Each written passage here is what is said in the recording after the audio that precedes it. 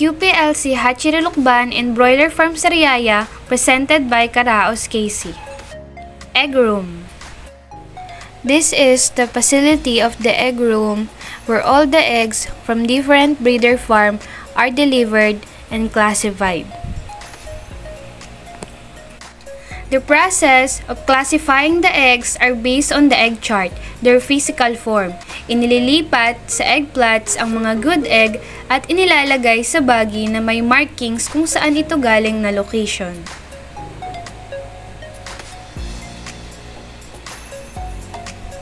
After putting into the baggie, it's ready for the next process.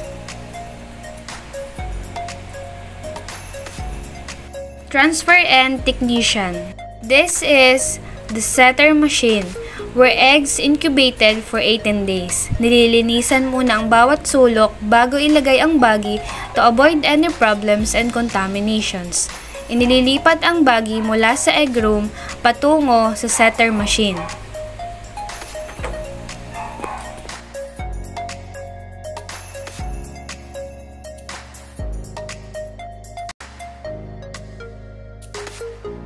And then, the technician will be the responsible of checking the power and connecting the male and female cords on each baggie.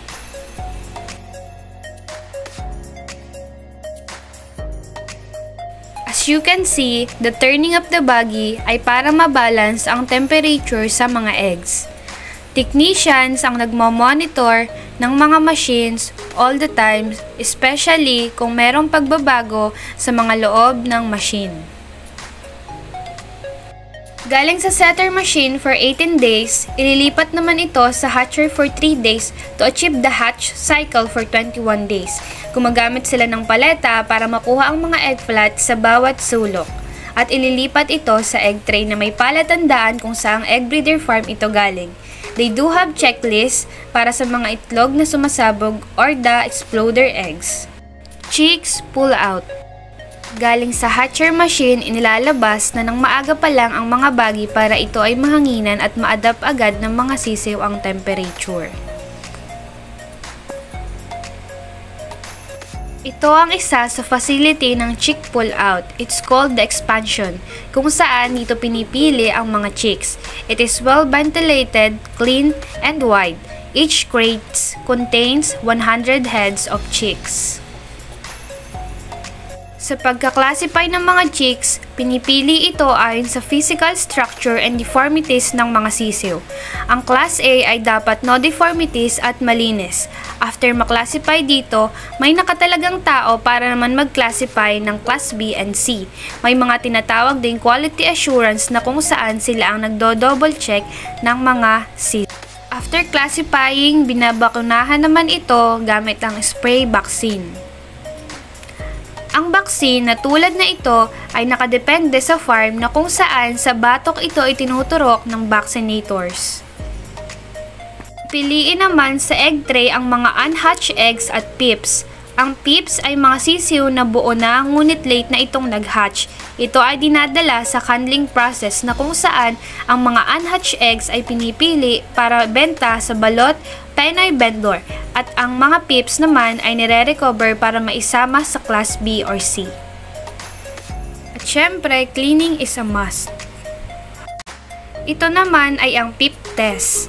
Ang pip test ay isang proseso na kung saan kumukuha ng iba't ibang sample pips sa iba't ibang location para malaman kung bakit hindi sila napisa agad at kung saan nagkaroon ng problema. Pinapakita dito ang internal organs ng sisiw. Ang unang tinitingnan dito ay ang heart, gizzard, air sac, at liver.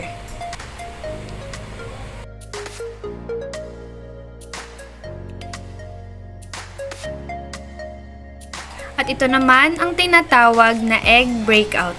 Ang egg breakout ay isang proseso na kumukuha ng iba't ibang sample eggs sa iba't ibang location para malaman kung saang area ito nagka-problema. Meron silang checklist para ito ang maging basihan kung bakit hindi na-hatch ang itlog. Tulad na lang ng 24 hours, 18 hours, or infertile yung eggs. Water chlorine test. Ang water chlorine test ay pagkuha ng sample water sa iba't ibang facility ng hatchery para malaman kung nasa ideal pH ba ang chlorine ng tubig. After 1 month, we are transferred in broiler farm sa Riyaya. Mating, paglalagay ng mating para sa mga sisiw. Rubing, ito ang pag-uuli sa buong area para mag-collect ng mga namatay na sisiw at mga injured na sisiw. After mag-robing, lahat ng namatay at injured na sisiw ay ginugupitan ng tuka for auditing para malaman kung ilang sisiw ang namatay. Feeding, pagpapakain ng mga sisiw na kung saan dumadaan ito sa feeder line at inaabangan sa dulo para i-off. Gumagamit din ng feeders para sa karagdagang supply ng kainan ng mga manok. Habang nagpapakain ay chinecheck ang mga kainan para malaman kung may mga nakatagilid bang feeder. Vitamins, pagbibigay ng vitamins sa tubig, inumin ng mga sisiw para sa prevention ng sakit. Ito ay ginagawa araw-araw between 2 to 3 p.m. ng hapon. Vaccination, paglalagay ng vaccine sa tubig ng mga sisiw. Ito ay binibigay 1 week before the harvest.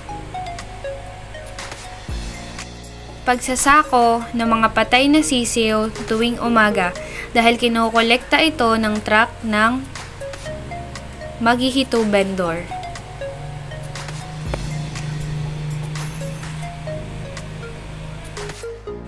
Harvesting, pag-harvest ng mga manok sa ika-30 days na araw.